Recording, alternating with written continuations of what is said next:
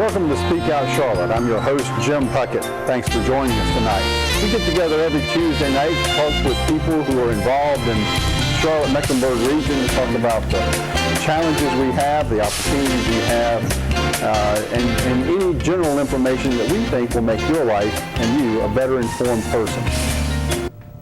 Good evening. We appreciate you joining us this evening. I have two great guests tonight, two first-time guests, haven't been on the show before. Commissioner Dave Gilroy from the great town of Cornelius, and just south of Cornelius, we have Rob Kidwell, Commissioner from town of Huntersville, my commissioner. Gentlemen, welcome. Thank you. Great to be here. We want to talk a little bit about North Mecklenburg and what's going on, but specifically we'll get around to talking about the whole impact of toll roads and the notion of widening I-77 and the debate that's happening in that. The one group that we really haven't heard from are elected officials who have been looking into this and are looking at just how it impacts their geography. This is kind of a regional issue, but the truth of the matter is some of the biggest impact happens at a local level. And I wanted Dave and Rob to come in and talk a little bit about that. But first, I'd like for you to get to know them a little bit. I've known them for a number of years, and they don't get a whole lot of press in the great city of Charlotte. Huntersville and Cornelius, if you live there, you know about them. But if you live in South Mecklenburg, you may have never met these gentlemen. Dave, tell us a little bit about yourself, how you got to be here. Great. And again, thanks for the invite. Great to be here. Been on the town commission in Cornelius right at almost exactly 10 years. I took Tom Tillis' seat when he went on to Raleigh to make history, and I've served ever since. Probably in terms of background, the fun point is that I'm the father of 4 daughters, and I guess that's fun until about age 14. Right. There's 2 sets there. 2 to 3 is kind of interesting, and then 14 to 34. Yeah. As it challenges. Lived in the town since late 99 and love it. Will be here for my whole life. I've totally fallen in love with the town of Cornelius. Own a private business, finance and accounting business, about 45 professionals between Raleigh and Charlotte and other points around North Carolina. Army veteran from a long time ago, and have really been in private business ever since. And where were you born? Southern Maryland, Okay. Navy base in Southern Maryland. Gotcha. Rob, same story. Similar story. Been in Huntersville now since 2009. This is my first time being elected, first time running, which was a great experience. I have a newborn daughter. She is going to be 3 months old next week, so I am taking lessons from you two gentlemen and your stories. Yeah, you have yours sleeps through the night right out of the chute, though, so we don't know how to deal with that one. But I love Huntersville. Same thing. Just fell in love with the town when I moved back, and don't plan on leaving. I work for a production company. Our manufacturing company. We produce labels, RFID technology, and industrial printers down here in Charlotte. And like myself, lives in Huntersville and works in the Pineville area. So we are actually people that are on I-77 every day, every single day, which is really kind of one of the reasons that we got so intimately involved in this, because I think what gets lost in this plan is kind of the reality of how it impacts the folks who are trying to get in and out of Cornelius and Huntersville. Let's talk about that. Both of you guys have been on record as opposing the plan. So we'll start, Dave, let's start with you. What are your biggest concerns? What are the things that are kind of glaringly obvious to you? And then maybe even some of the things that aren't quite as known at the moment that may be troubling. Well, I just think the basic logic of the whole enterprise is wrong.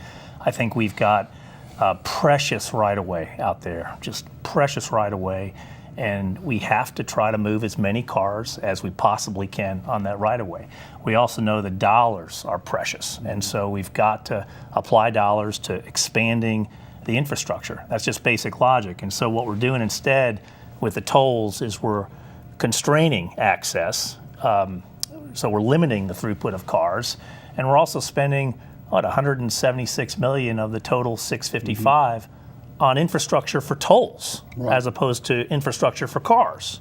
So I just think it's illogical, fundamentally. And we probably ought to back up a little bit, Rob, and explain kind of what we're talking about tolls, and specifically the project that we're talking about is I-77 through Mecklenburg County. But kind of give us an overview of what that is geographically, and kind of what's been proposed. What the DOT is proposing with this private partnership is toll roads extending from I-277 all the way to exit 36 or Mooresville, with limited access, mostly down in Charlotte.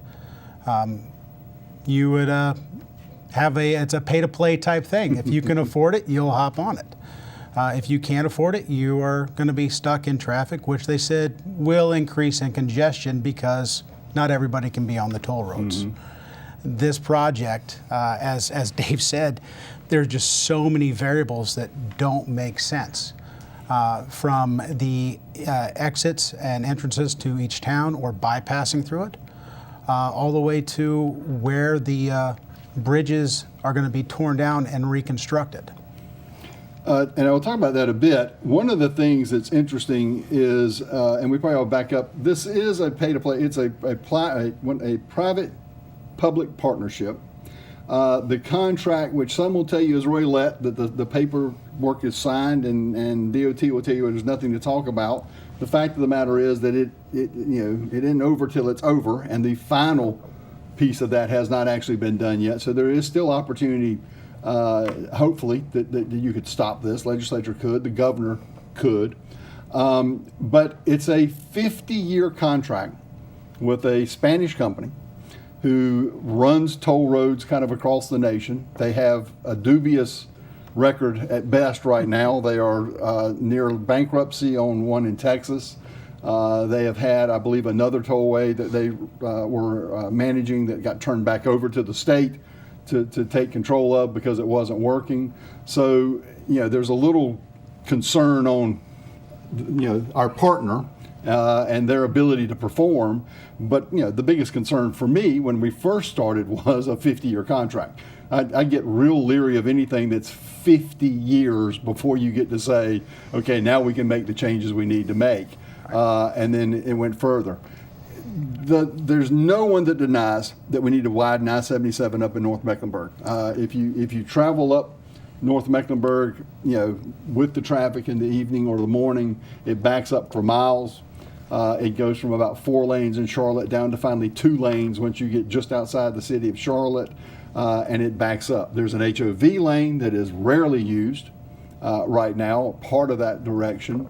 And the idea is that, hey, there's no money to widen I-77. This company will come in. If we give them $180 to $200 million, kind of the seed money, they'll put in another $600 million, and then they'll start collecting tolls. The problem we have is, from a purely North Mecklenburg perspective, the $180 to $200 million would widen I-77 without any tolls. Correct. So it brings the question of, what are you getting for your other $600 million? Does somebody want to speak to kind of what the rationale for that is that we hear? Dave, you want to start? Well, I don't think there's any defensible rationale. Clearly, this was a enterprise that was developed by NCDOT, obviously to address issues that are far broader than what you just referenced, the core problem. And I've always believed in, solve today's problems today.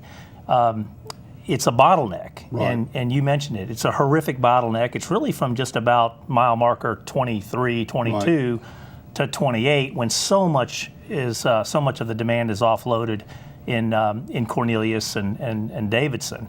And so we've only got 5 or 6 miles there, which would be even far less Right. expensive than what you suggested. Maybe an eighth or a tenth of what the total bill here is, just to expand 2 more lanes in that bottleneck. I've always thought that's what makes common sense.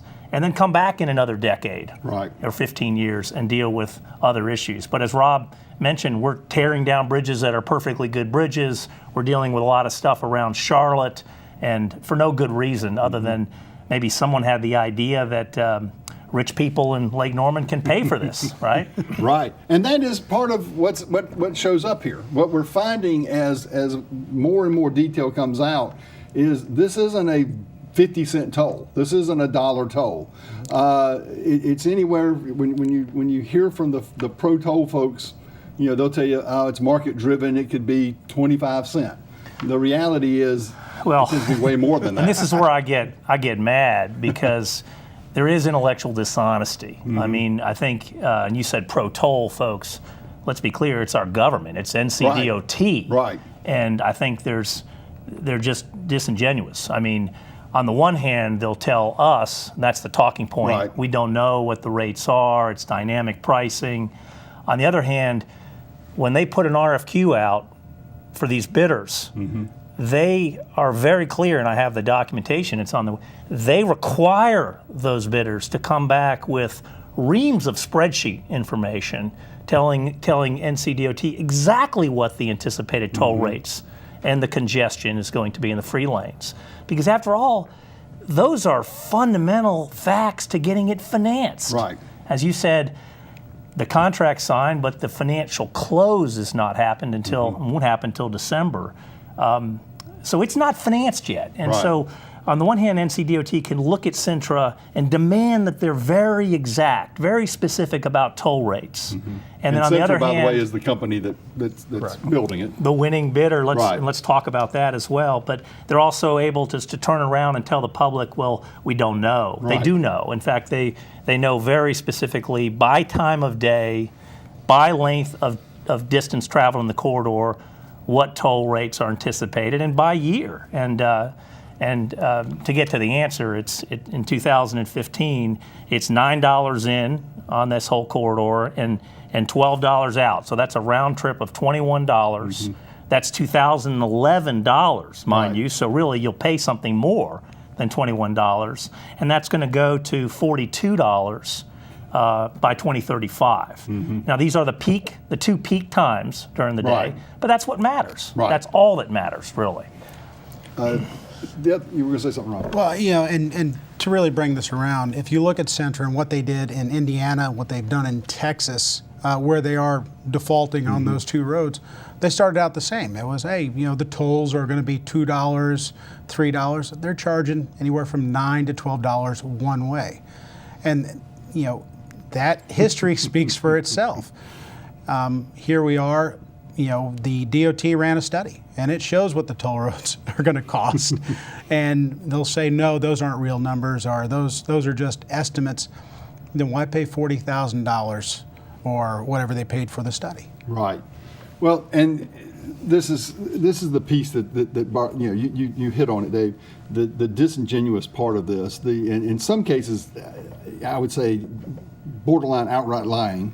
The other part of it is I get really frustrated by DOT's constant kind of quasi admission of what, we didn't know that, and we're going to go look into it. One of those, there was a meeting held in Cornelius. Dave was kind enough to arrange the facilities to have a meeting, again, to educate the public kind of what this is, to talk through as you go through the contract and more comes out.